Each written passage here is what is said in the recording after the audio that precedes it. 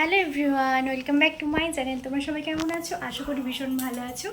আমিও ভীষণ ভালো আছি। তো ভালো আছি বলে তোমাদের সামনে একটা নতুন ভিডিও নিয়ে হাজির হয়ে গেছি। তো অনেক বেলা করেই ব্লগটা শুরু করলাম। ভিডিওটা শুরু করলাম। দেখতেই পাচ্ছ চারদিকে জামা কাপড়, বর্ষাকাল, কী করবো বলো? ঘরেই তো মেলতে হবে, আমাদের তো আর মেলার কোনো জায়গা নেই। এক হচ্ছে ছাদ আর এক হচ্ছে ঘর।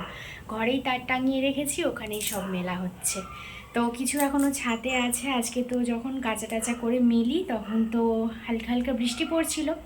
তারপরে যখন মিলে দিয়ে নামছি সিঁড়ি দিয়ে তখন হুড় হুড় করে বৃষ্টি চলে এলো, সব জামা কাপড় ভিজে গেল। তখন থেকে কন্টিনিউ অনেকক্ষণ জোরে জোরে বৃষ্টি হচ্ছিল। আমি আজকে অনেকগুলো কাজ করলাম, তারপরে আজকে স্নান করে নিয়েছিলাম জানো তো, তাড়াতাড়ি করে। যেহেতু জামা কাপড় মেলার এত সমস্যা, কাচা ধোয়া করে জামা তো ভিজে যায়, তারপর আবার চেঞ্জ করতে হয়, চেঞ্জ করে আবার স্নান করি, যখন আবার একটা চেঞ্জ করি, মোটামুটি 3টে চেঞ্জ করা হয়। তো অতগুলো চেঞ্জ করে ধুয়ে কোথায় মিলবো বলো? সেই জন্য কাছাকাছি করে একদম চেঞ্জ করে স্নান টান করে নিয়েছি, মানে স্নান করে চেঞ্জ করে নিয়েছি, এই আর কি। তো সকাল সকালে যে স্নানটাও হয়ে গেছে, আর জামা কাপড়গুলো মিলেছিলাম ওগুলোকে একটু আগেই সব আবার ভালো করে জল নিচড়ে আবার মিলে দিয়ে এলাম। তো এই আর কি। তো অনেকটাই হাওয়াতে শুকিয়ে গেছিলো, খুব একটা জল ছিল না। আজকে তো ভীষণ হাওয়া দিচ্ছে জানো তো। তোমাদেরকে ছাদে গিয়ে একবার দেখাচ্ছে। আজকের ওয়েদারটা ভীষণ ভীষণ খারাপ। এখন একটু ভালো, মানে একটু এখন একটু ভালো হয়েছে ওয়েদারটা। তো রোদও নেই, আর এখন একটু ভালো হয়েছে ওয়েদারটা। রোদও নয় আর বৃষ্টিও নয়, একটু হালকা ফাঁকা মতো হয়েছে, আর বাতাস দিচ্ছে তো ওর জন্য জামা কাপড়গুলো একটু শুকিয়েই গেছে বেশ। তো কিছুক্ষণ বাদে তুলে নিয়ে চলে আসব, নাহলে আবার জোরে বৃষ্টি চলে এলে আবার ভিজেই যাবে আর শুকনো হবে না। তো এই আর কি। আর এখন টাইম হয়েছে প্রায় 12:30, পৌনে 1টা মতো বাজতে যায়। তো মা ওদিকে রান্না বান্না করছে, আমি এদিকে জামা কাপড় নিয়ে রয়েছি, ঘর ফর গোছানো এই সব কিছু কমপ্লিট। ঝাঁটফাট সব কিছু দেওয়া হয়ে গেছে। মেয়েকে স্নান করালাম, এই স্নান করে মেয়ে নিচে গেছে। ভাবলাম চলো ভিডিওটা আজকে শুরু করা যাক।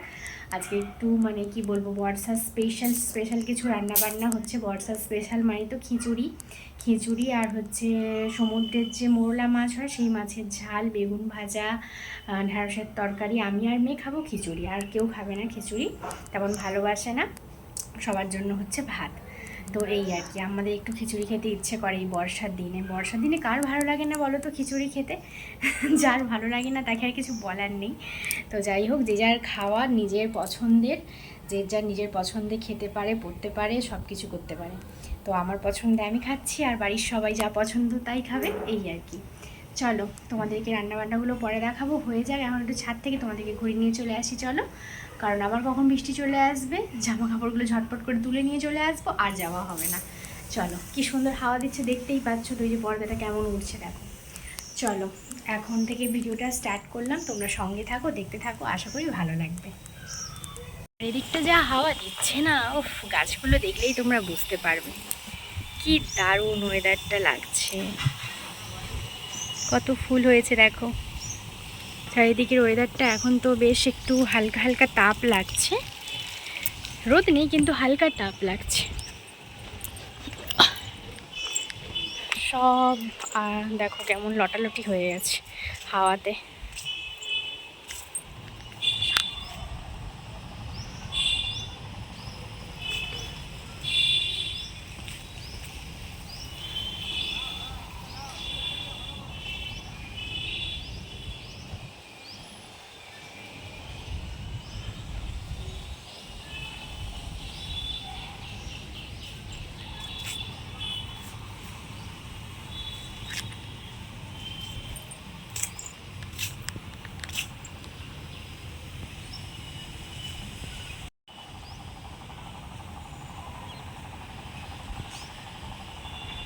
তো সোজা চলে এলাম একদম রান্নাঘরে, যেহেতু বেলা হয়ে গেছে, রান্না বান্না প্রায় শেষের পথে। তো প্রচুর কাজ রয়েছে, রান্নাঘরের কাজটা যদি তাড়াতাড়ি গুছিয়ে নেওয়া যায় তাহলে মনের দিক থেকে অনেকটা শান্তি লাগে, তাই না বলো তো? বেলা পর্যন্ত পড়ে থাকলে যেন মনে হয় কত কাজ জমে আছে, এই রকমটা মনে হয়। তো আমি এসেই এখন বাসন মেজে নিচ্ছি। তো স্নান টান করার আগে রান্নাঘরের কাজটা করে নিতে পারলে না বেশ হালকা লাগে নিজেকে।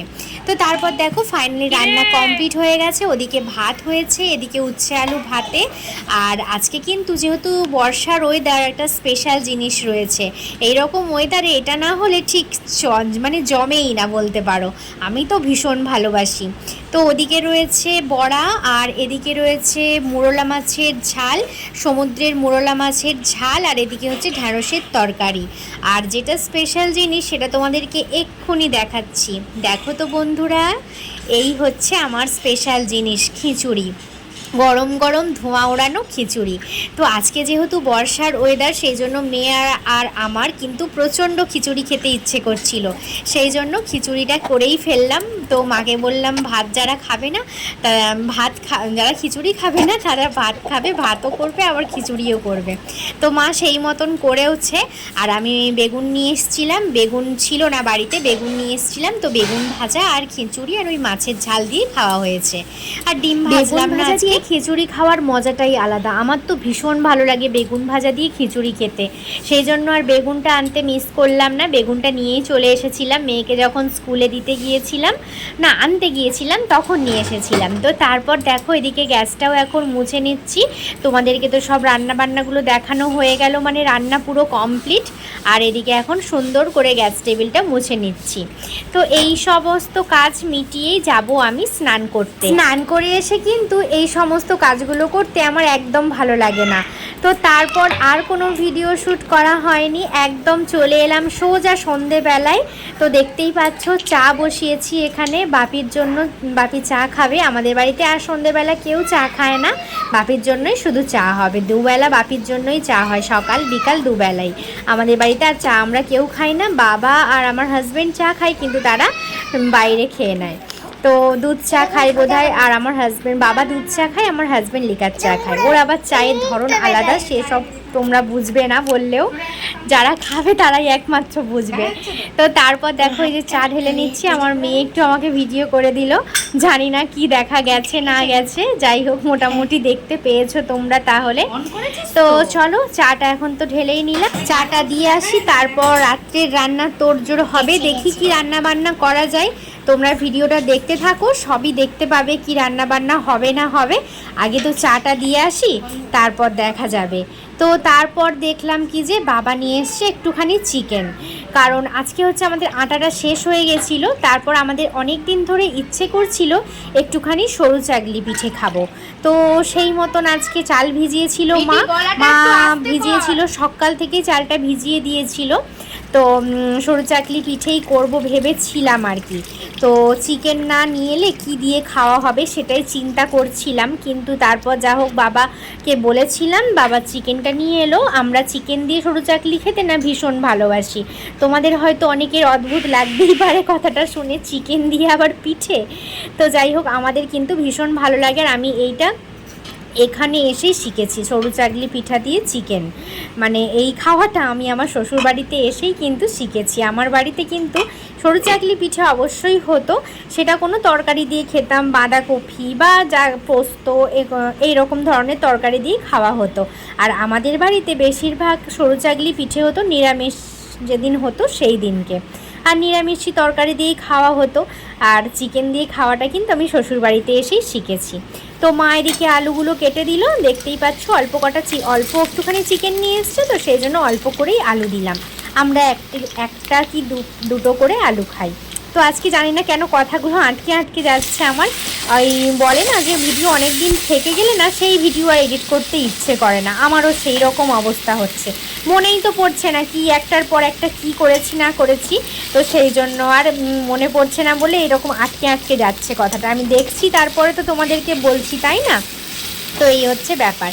এটা কিন্তু বেশ কিছুদিন আগেকারই ভিডিও ছিল, চলো তোমাদেরকে শেয়ার করেই দিই। আর এদিকে দেখো মাংসটা আমি এখন কষিয়ে নিচ্ছি। আমাদের কিন্তু বাড়িতে সবাই এই সরু চাকলি দিয়ে মাংস খেতে ভীষণ ভালোবাসে। তো আমার হাজব্যান্ড, বাবা, আমার মেয়ে পছন্দ অপছন্দ বলে ওর কিছুই নেই, ও কোনো কিছুই খেতে চায় না। তো যাই হোক মাংস জিনিসটা খুবই পছন্দ করে, চিকেন মাটন সবই ও পছন্দ করে, ডিম তো ও খেয়ে নেবে আর কি। তো তারপর দেখো এই যে ভালো করে এখন আমি চিকেনটাকে কষিয়ে নিচ্ছি, কষিয়ে তারপর জল দিয়ে দেবো, হয়ে যাবে। তারপর এখনও যেটা সবথেকে বড় ব্যাপার, সরু চাকলি পিঠে করাই বাকি রয়েছে, জানো তো।